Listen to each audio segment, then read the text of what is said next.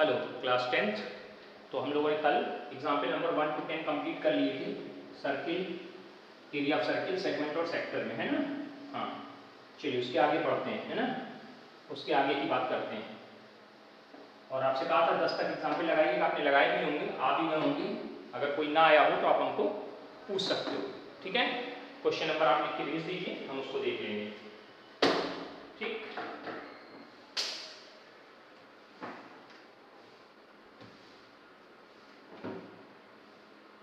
चलिए तो अगला क्वेश्चन हमारा है, two circle touches externally, the sum of their areas is 130 pi square centimeter and the distance between their center is 14. Find out the radii of the circles. बहुत बढ़िया question है, very important question. हमारे पास दो circle हैं, एक circle ये है और मान लीजिए एक सर्किल ये, छोटा बड़ा बना दिए ताकि समझने में आसानी रहे। इनके दोनों सर्किल के एक्सटर्नली टच करें तो ऐसे होगा सिचुएशन, और दोनों सर्किल की जो सेंटर के बीच की डिस्टेंस है वो हमको डिफाइन करनी है, that is equal to 14 centimetre. And area, और इन दोनों सर्किल का जो एरिया है उसका and the sum of their areas, और उनके एरियाज का जो सम है वो कितना है, 130 पाई है। हमने मान लिया इस सर्किल की जो रेडियस है वो r1 है और इसकी सर्किल की रेडियस r2 है।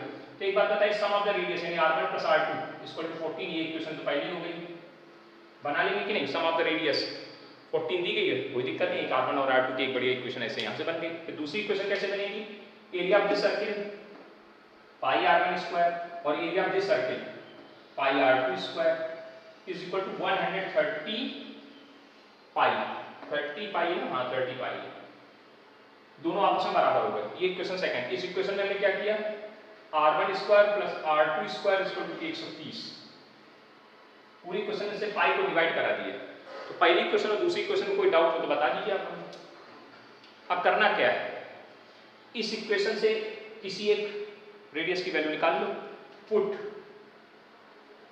r2 is equal to 14 minus r1 in equation second. Second equation में रखने जा रहे हैं कितना, r2 is equal to 14 minus ये क्या क्या आएगा, r1 square plus 14 minus r1 का whole square is equal to 130 है। स्क्वायर करें तो r1 square plus 196 plus r1 square minus 28 r1 बराबर 130 की। चेक करते जाइए, कहीं कोई दिक्कत नहीं होनी चाहिए। जोड़ेंगे 2 times of r1 square minus 28 r1, और ये कुछ इधर आएगा घटेगा, जब घटेगा तो 196 में से जब 130 घटेंगे तो 66 बचेगा, माइनस का 60 प्लस का 66, क्योंकि इधर आएगा वो माइनस का ही प्लस का ही बचेगा। पूरी इक्वेशन 2 से डिवाइड हो रहा है, तो r1 square minus 14 r1 plus 33 बराबर 0 है। 33 कैसे, दो फैक्टर को जिनका सम 14 हो, तो r1 स्क्वायर माइनस 14 r1 के दो फैक्टर है 11 1 3, तो 11 r1 माइनस 3 r1 प्लस 33 बराबर 0 के। कुछ कॉमन आ रहा सर, r1 कॉमन आ रहा, तो r1 माइनस 11, दूसरे ब्रैकेट में माइनस 3 कॉमन आ रहा है, r1 माइनस 11 बराबर 0 की। तो r1 माइनस 11 और r1 माइनस 3 बराबर 0, तो r1 की दो वैल्यू मिल जाएंगी। r1 इक्वल टू कितना मिल जाएगा, 3, और r1 इक्वल टू 11। सिंपल बात है, when r1 equal to 3 then r2 equal to 14 minus 3 बराबर 11। तो आंसर क्या बनेगा, 3 11, एक सर्किल की रेडियस 3 है, दूसरे की 11 है। दूसरे तरीके पे आइए, when r1 equal to 11 then r2 equal to कितना, 14 माइनस 11, तो 3 आएगा, तो आंसर क्या बना देंगे, 11 3, कोई भी दिक्कत नहीं। एक सर्किल की रेडियस 11 है, दूसरे सर्किल की रेडियस 3 है, यही रेडियस फाइंड आउट करने को आपसे बोला गया था ना। हाँ नोट इट जल्दी से, फटाफट, जितनी जल्दी हो सके नोट करो, जितनी जल्दी हो सके। अच्छा क्वेश्चन है, बढ़िया है क्वेश्चन, कोई दिक्कत नहीं। हाँ अब अगला क्वेश्चन क्या कहना है, टू सर्किल, क्या लिखा है, ध्यान सुनिएगा। टू सर्किल टचेस इंटरनली, अब इंटरनली टच करवा दिया इस बार। Sum of their areas, sum of the areas कितना है, 116 पाई है, and distance between their centre, and distance between their centre, और दोनों के सेंटर के बीच की जो डिस्टेंस है वो 6 है। Then find out the radius of the circle. तो सर्किल की रेडियस पूछने की तैयारी कर रहे हैं, कोई इसमें दिक्कत वाली बात नहीं होनी चाहिए आपको। चलिए सर बना देते हैं फिगर फिर से, मिटा दें। इसका नया फिगर क्या बनेगा? क्वेश्चन के पैटर्न को समझिए, कुछ है नहीं, सिर्फ कैलकुलेशन उठाओ करके आपने कैलकुलेट कर दिया आसानी से। कह रहे हैं दो सर्किल हैं, एक इंटरनली टच कर रहा है, एक एक्सटर्नली टच कर रहा है, ठीक।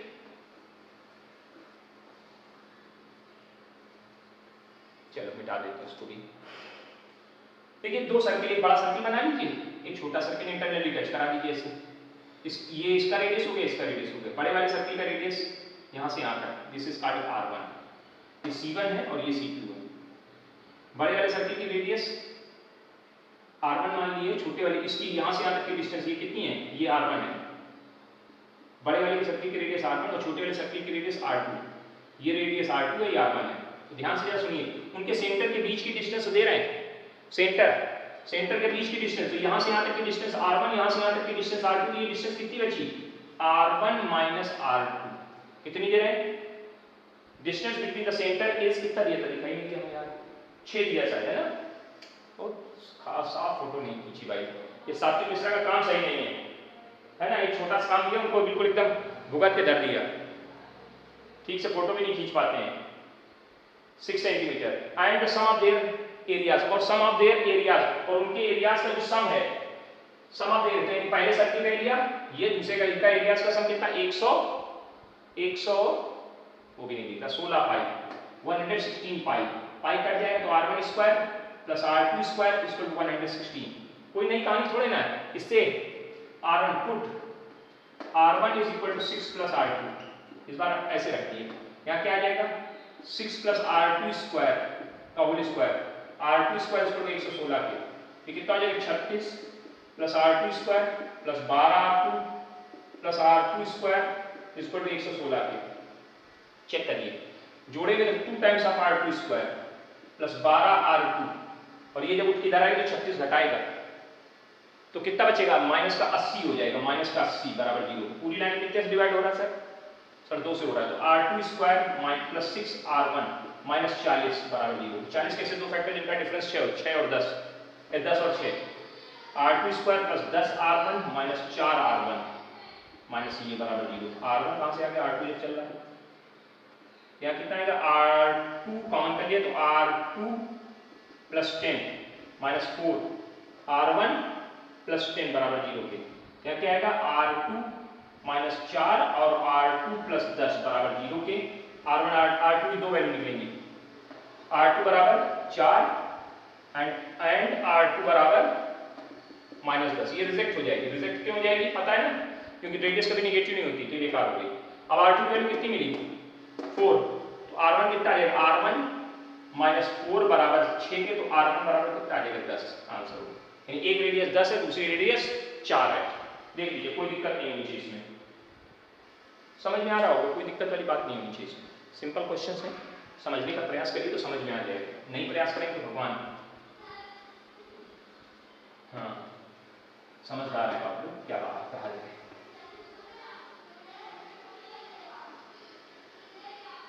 Find the area of the right angle triangle. Find out the area of the right angle triangle if the radius of the circle, if the radius of its circumcircle. ठीक, अच्छी बात है। एक right angle triangle है और वो right angle triangle कैसा बना है? उसके ऊपर सर्कम सर्किल बनाया गया, मतलब एक सर्किल के अंदर ट्राइंगल, इसका मीनिंग हुआ। आपके पास एक राइट एंगल ट्राइंगल बना था, ये बना लिया मैंने राइट एंगल ट्राइंगल ऐसे, ठीक, इस तरह से। उसके बाद इन्होंने हमको बताया कि the radius of its circum circle 7.5। Radius of circum circle मतलब अगर राइट एंगल ट्राइंगल है, ठीक है, राइट एंगल सर्कम सर्किल मतलब इसके तीनों वर्टिसेस से होके जाने वाला सर्किल। तो ऐसा जो सर्किल बनेगा वो ये इस तरह से बनेगा, और चूंकि राइट एंगल है तो इसका मतलब ये क्या हो जाएगा? ये AB क्या बन जाएगा? डायमीटर बन जाएगा, क्योंकि सर्किल की सरकमफ्रेंस पे अगर 90 डिग्री बन रहा है तो इनफ्लुएंस कब बनता है? जब डायमीटर बना रहा हो, तो सेमी सर्किल हुआ इसका मतलब। इसका मतलब अब क्या पूछा है? तो करें and altitude drawn to the hypotenuse, altitude drawn to the hypotenuse, आगे एक minute, circle is the circle and altitude drawn to the hypotenuse is 6 centimetre. Altitude से मतलब जो राइट एंगल उससे जब इसमें हाइपोटेन्यूज पे वो डाल रहे हैं एल्टीट्यूड, वो 6 सेंटीमीटर, ये 6 सेंटीमीटर है। तो पूछा क्या जा रहा है, यही पूछा जा रहा है। पूछा क्या जा रहा है, यही पूछा जा रहा है। क्या पूछा जा रहा है कि आप इसका एल्टीट्यूड की लेंथ निकाल लीजिए। ठीक है, अच्छी बात है। एक बात बताइए, रेडियस कितनी है, रेडियस दी है 7.5।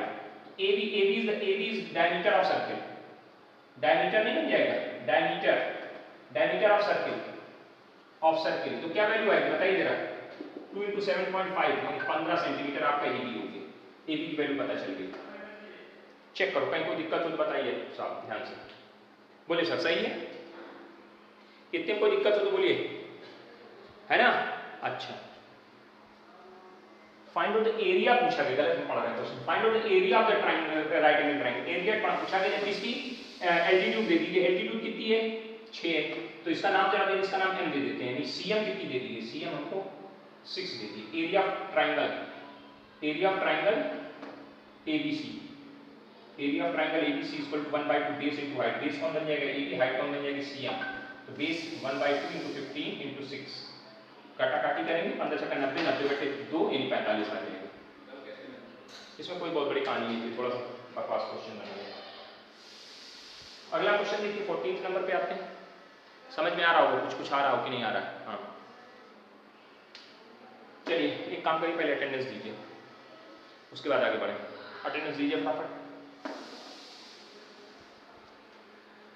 साथी जी आप अटेंडेंस तुरंत नोट कर लीजिए, जो इस समय अटेंडेंस आए वही मान करना, ठीक है ना। उसके बाद लास्ट में भी अटेंडेंस हम लेंगे, उसको इससे मैच कराना, जो गड़बड़ उनको हटा देना। चलो आगे बढ़ना। इन द गिवन फिगर, यानी इसमें फिगर दे दिया गया। इन द गिवन फिगर, एक फिगर दिया गया, सवाल बनाया गया, फिगर बनाया इस तरह से, ऐसे बना लीजिए जरा। हम पहले बना लेते हैं फिगर। बहुत छोटा छोटा तुमने यार साथ में खींचा, बहुत गड़बड़ कर रहा काम, तुमको फूटने का काम किया होगा आज। ऐसे बना है A,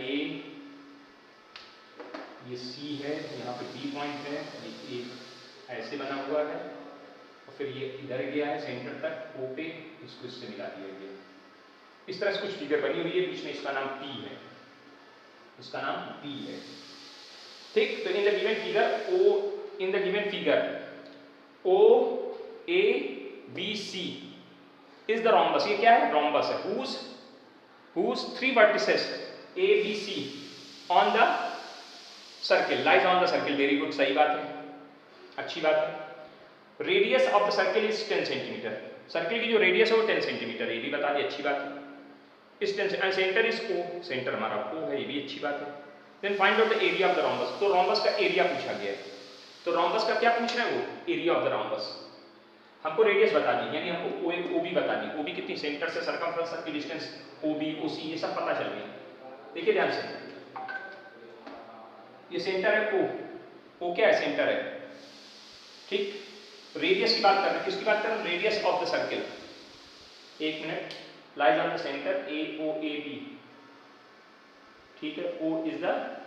O सेंटर है, अच्छी बात है, O को सेंटर माना है। फिगर साफ नहीं दिख रहा है यार बिल्कुल। Find the area of the rhombus, और रोम्बस का एरिया निकालने की बात कर रहे हैं। तो चलिए सर, अब अगर रेडियस है तो इसका मतलब OA और OB और OC ये तीनों 10 दिया है ना, 10 सेंटीमीटर, 10 सेंटीमीटर होगी, ठीक है, अच्छी बात है। एक ही बात हो, क्योंकि ये मालूम हो गई, ये मालूम हो गई और ये मालूम हो गई, कोई बात नहीं, अच्छी बात है। अच्छा आगे बढ़िए।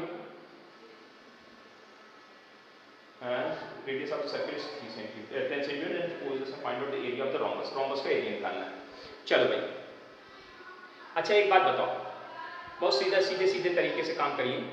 एरिया ऑफ रोम्बस, रोम्बस का एरिया निकालने का तरीका क्या है, हमारे पास फॉर्मूला क्या, 1/2 D1 क्रॉस D2 चलाते हैं, यानी डायगोनल्स, दोनों डायगोनल्स का मल्टीप्लिकेशन करा देते हैं, काम हो जाता है। जरा समझिए ध्यान से, एरिया ऑफ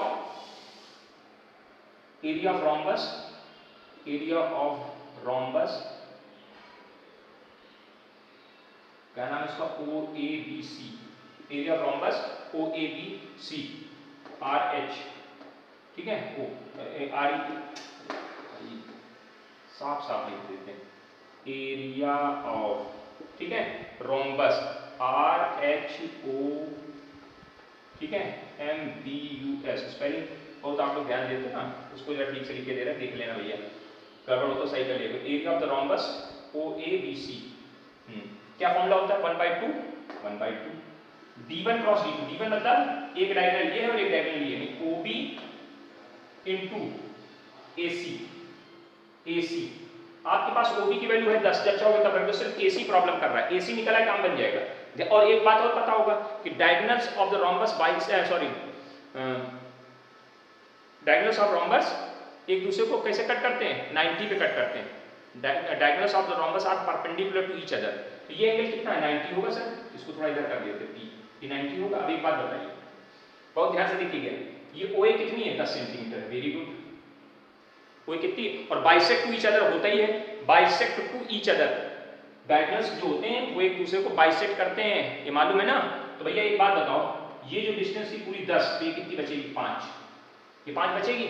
और इसमें जब पाइथागोरस थ्योरम लगाओगे तो आपको AM मालूम, AP मालूम पड़ जाएगी, यानी AP² is equal to OA² minus OP²। ये 100 हो गया, 100 माइनस 25 यानी 75। 75 मतलब 15 15 25 3 गुणे 3, 25 गुणे 3, तो AP कितनी आ जाएगी आपकी? 5√3 आ जाएगी। AP निकल आएगी। और AP जब निकल आई तो AC निकल आएगी। AC equal to 2 times of AP। AP की वैल्यू कितनी? 2 इंटू 5 गुणे √3, तो 5 गुणे 10, 10√3। ये वैल्यू आगे उठा के रख दीजिए। 1/2 10, AC कितना है? 10√3। ये कितना हो गया? 100, यानी 50√3 आंसर हो जाएगा सेंटीमीटर स्क्वायर। अब √3 की वैल्यू अपना रख रखा के देख लेना भैया, आंसर है ना? अब कर पाओगे कि नहीं कर पाओगे? करें वो भी। अरे भाई √3 की वैल्यू दी है सवाल में 1.732। तो भैया 0 रहा, 5 दूनी 10, 5 से 15 15 16, 5 से 35 35 35 1 36 की 6 और 5 कम 5 5 3 8, ये 86.6 सेंटीमीटर स्क्वायर हो जाएगा। हो जाएगा। अगला क्वेश्चन देखते हैं। आप शुरुआत बड़े अच्छे क्वेश्चन की हो रही है, इसमें के बाद आगे बढ़िएगा। अगला क्वेश्चन क्या है पहले उसको देख लेते हैं। Correct in the circle of radius 21 centimetre R and arc subtended and angle 60 at the centre. ठीक है, एक हमारे पास सर्किल है, इसकी कोई एक आर्क सर्किल के सेंटर पर 60 डिग्री एंगल बना रही है, नाम दे दी AB arc, subtended angle 60 at the centre. तो सबसे पहला question, find out the length of the arc. Number 1 क्या पूछा है? लेंथ ऑफ आर्क, आर्क की लेंथ पूछी। सेकंड पार्ट पूछा एरिया ऑफ द सेक्टर पूछा है, एरिया ऑफ सेक्टर पूछा है, एरिया ऑफ सेक्टर पूछा है। Number 3 area of sector, sector को भी लिख दिया माइनर, मतलब एरिया ऑफ सेक्टर पूछा है, फिर उसका एरिया ऑफ माइनर सेगमेंट पूछा है, एरिया ऑफ माइनर, अभी माइनर सेगमेंट, सेगमेंट नहीं बताया था हमने आपको भी, अभी चलो उसको भी डिस्कस करते हैं। और फिर पूछा है area of the major segment, वो भी पूछ लिया, मतलब 4 बातें पूछ ली है। एरिया ऑफ मेजर सेगमेंट, इतनी बातें पूछी गई। 60 एंगल बना, रेडियस कितनी दी गई? Radius of the circle is 21 centimetre. ये 21 सेंटीमीटर की रेडियस है, आर की वैल्यू आपको दे दी गई है, r इक्वल टू 21 और थीटा इक्वल टू 60। और आपसे पूछ क्या है? Length of arc.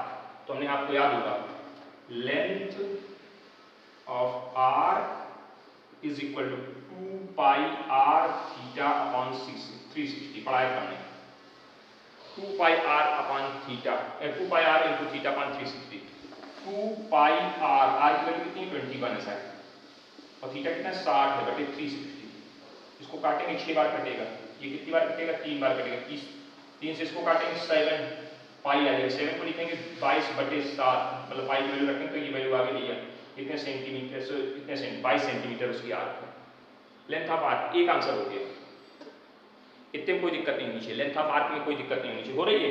नहीं हो रही।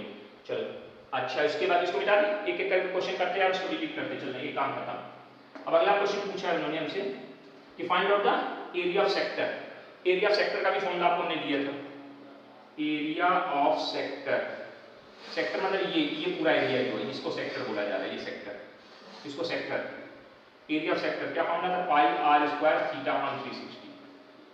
तो पाई r स्क्वायर, थीटा की वैल्यू कितनी? 60 बटे 360, 6 बार कटेगा, कटेगा ना, क्या आ जाएगा? पाई मतलब 22 बटे 7, r की वैल्यू कितनी? 21 गुणे 21, 2 बार r रखना था, r की value pi r square upon 6, काटिए 7 3 21 3 बार कटा, 3 दूनी 6 3 बार कटा, ये 2 बार कटा, 2 से इसको काटेंगे 11 बार।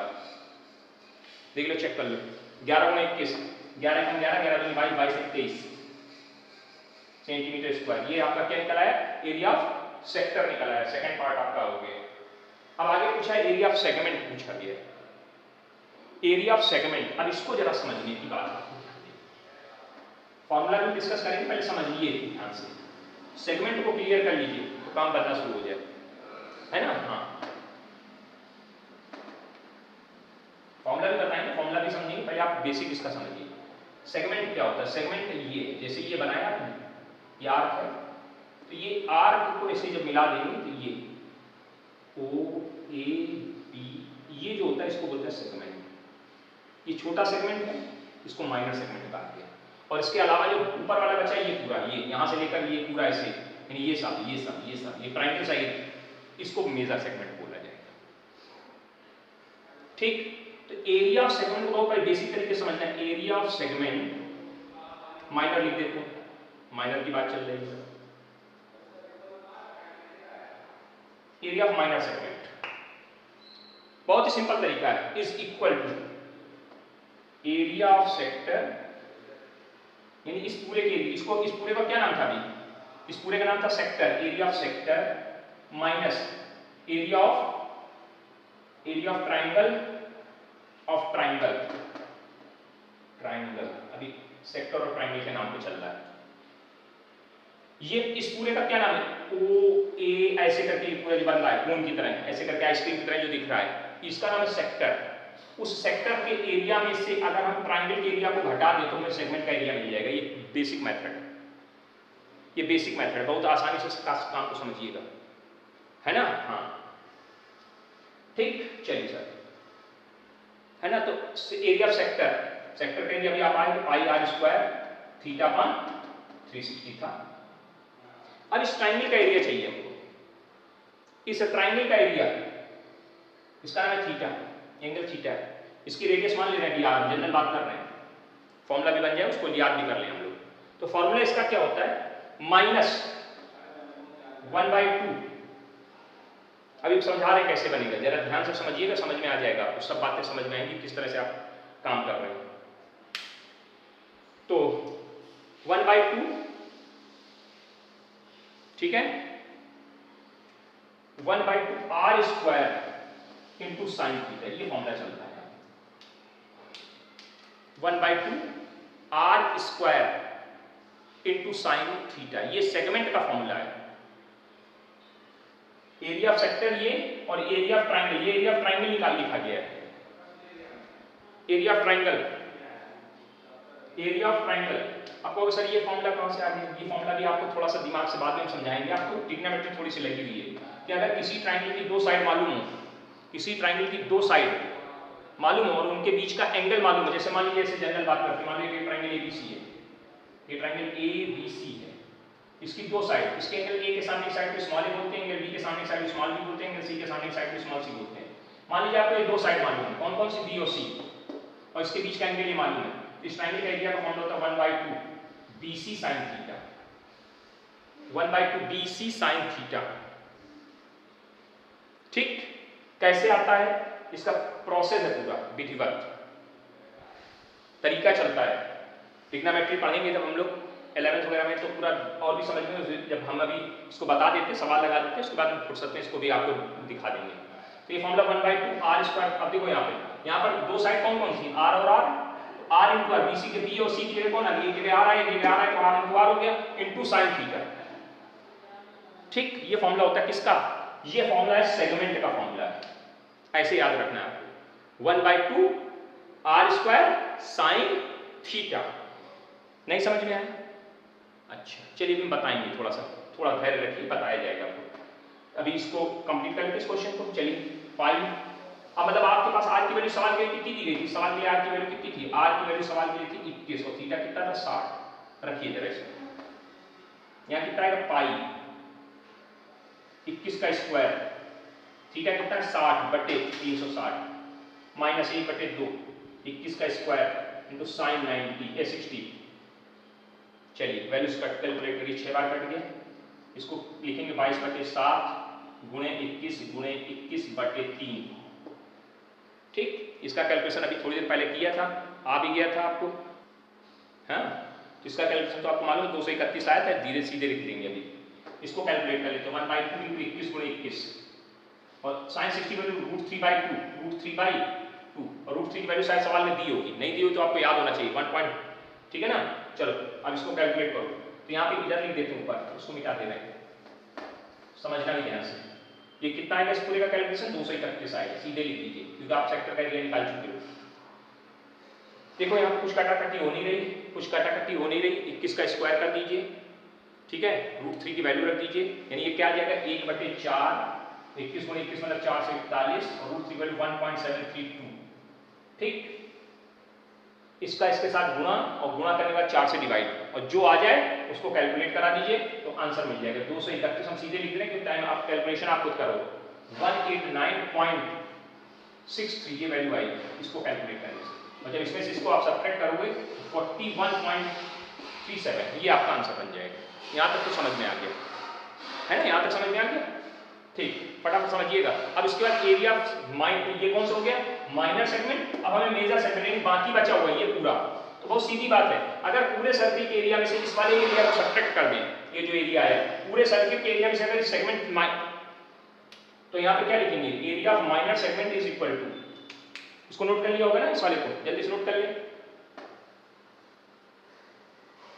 तो बात करते हैं इसकी area of minor major segment की, यहाँ पे area of major segment is equal to, अब इसको हटा दीजिए बहुत ही आसान हो जाता है, major segment is equal to area of circle minus area of minor segment. बहुत सिंपल टास्क है, इस तरह से काम करा करिए। एरिया ऑफ सर्किल निकाल आएगा पाई रेडियस का square, area of circle pi radius का स्क्वायर पाई r स्क्वायर, सीधे सीधे वैल्यू रखे थे 22/7 और 21 × 21 और एरिया ऑफ माइनर सेगमेंट आपने निकाला -41 पॉइंट जो भी निकला, कैलकुलेशन रह जाता बस। इससे इसको काटिए 3 बार कट जाएगा, 7 × 21 66 हो जाएगा, 66 × 21 करा लेना, -41.37 को सब्ट्रैक्ट कर देना, आंसर आ जाएगा 1344.63 सेंटीमीटर स्क्वायर। इतनी बातें आपको समझ में आ गई होंगी। ठीक, area of sector, area of segment और एरिया ऑफ सेगमेंट का फॉर्मूला आपको समझा दिया जाए है ना। तो फॉर्मूला तो समझ गए हैं, फॉर्मूला तो आपको याद होगा कि सेक्टर के एरिया में से ट्रायंगल के एरिया को सब्ट्रैक्ट किया है, लेकिन इस ट्रायंगल का एरिया सर आपने जो भी था वो जो लिखा था उसको समझा दिया जाए आपको। ये मान लीजिए ट्रायंगल है, ध्यान से समझने की कोशिश करिएगा, आपको आपकी ट्रिग्नोमेट्री देखते हैं कितनी अच्छी हो गई है। ठीक, ये रेडियस है r, इस एंगल का क्या नाम था, इस एंगल का नाम था थीटा, इस एंगल का क्या नाम था थीटा, पूरा एंगल थीटा था, तो याद एंगल कितना बचेगा θ/2 बचेगा सर, याद एंगल कितना बचेगा θ/2। ठीक, देखिए area of triangle ABC 1/2 base, base कौन है AB इनटू हाइट, हाइट कौन है OM। अगर हम आपको AB और AM दे दें काम बन जाएगा ना आपका, ये चीजें आपके पास आ जाए काम बन जाएगा। तो सबसे पहले एक बात बताइए AB कैसे निकल सकती है, AB निकालने के लिए हमको क्या करना पड़ेगा, हमको AM निकालनी पड़ेगी, उसका डबल करना होगा, AB = 2 टाइम्स ऑफ AM, या यही लिख देते हैं 1/2 इनटू AB की जगह 2AM इनटू OM, 2 से 2 कट गया, अब आपको AM और OM मिल जाए, काम बन जाएगा, बस इतना काम है। ये ट्रायंगल देखो, ये छोटा सा ट्रायंगल, इन ट्रायंगल OAM ये 90 है, तो ये हाइपोटेनस हुआ, इस एंगल के सामने साइड ये परपेंडिकुलर हुई और ये बेस हुआ। तो एक बार इस ट्रायंगल का sin थीटा लीजिए, sin theta is equal to perpendicular upon hypotenuse, तो यानी AM कितनी निकल आएगी r sin θ/2 आ जाएगी, r sin θ/2 आ जाएगी। अब इस 2 को भी मत काटिए, काम आएगा क्योंकि हमारे पास इस 2 को भी ऐसे लिखा रहने दीजिए है ना, यानी हम यहाँ पे 1/2 × 2 ऐसे रखते हैं, काटा काटी नहीं, जरूरत पड़ेगी यहाँ। हाँ, तो AM की वैल्यू आ गई। अब इस एंगल का कॉस लीजिए जरा, cos θ/2, बेस अपॉन हाइपोटेनस, तो बेस कौन है OM अपॉन हाइपोटेनस यानी r, तो OM कितनी आ जाएगी r cos θ/2। ठीक, अब इस दोनों वैल्यू उठा के यहाँ रख दीजिए, 1/2 ऐसे लिखा रहा है into r sin θ/2 into r cos θ/2, ये r इंटू आर स्क्वायर हो जाएगा 1/2 r स्क्वायर, क्या बचा 2 sin theta by 2 into cos theta by 2। ठीक, ये 11th में आप पढ़ोगे sin थीटा का फॉर्मूला होता है। ये किसका फॉर्मूला होता है? sin थीटा का फॉर्मूला होता है। यहाँ sin थीटा लिख दिया। तो आया ऐसे, तरीका ये था कि 1/2 r स्क्वायर sin थीटा क्या प्रोसेस था वो आपको हमने समझा दिया। इस प्रोसेस का यूज किया गया इसमें। इतनी बात समझ में आई कि नहीं आई? इस प्रोसेस का यूज किया गया। तो ये किसका एरिया आ गया? इस ट्रायंगल का एरिया। यानी आप सेक्टर का अगर एरिया निकालना है, सेगमेंट का एरिया निकालना है, तो सेगमेंट का एरिया का मतलब क्या होगा? Area of segment, area of segment is equal to area of sector, area of sector, sector minus area of triangle. लिख देंगे। तो एरिया ऑफ सेक्टर क्या होता है? Pi R square theta upon 360 और माइनस ये जो लिखा है आगे area of sector triangle 1/2 r square into sine theta. तो आपको सेगमेंट के एरिया का फॉर्मूला भी आज याद कर लेना। एरिया ऑफ माइनस सेगमेंट निकाल लोगे तो मेजर का अपने आप निकल आएगा। पूरे सर्किल के एरिया में से माइनस सेक्टर सेगमेंट के एरिया को सब्ट्रैक्ट कर देना, मेजर मेजर सेगमेंट का एरिया निकल आएगा। कुछ इधर उधर शब्द हो तो उसको सेट कर देना। अगर हमको माइनर सेगमेंट का एरिया पता चल जाएगा तो हम मेजर सेगमेंट का एरिया निकाल लेंगे। प्रोसेस होगा, हम सर्किल के एरिया में से माइनर सेगमेंट के एरिया को सब्ट्रैक्ट कर देंगे। समझ गए? पक्का? चलिए, तो यहां तक हम लोग पहुंच पाए। आगे फिर ठीक है, तब तक के लिए नमस्कार।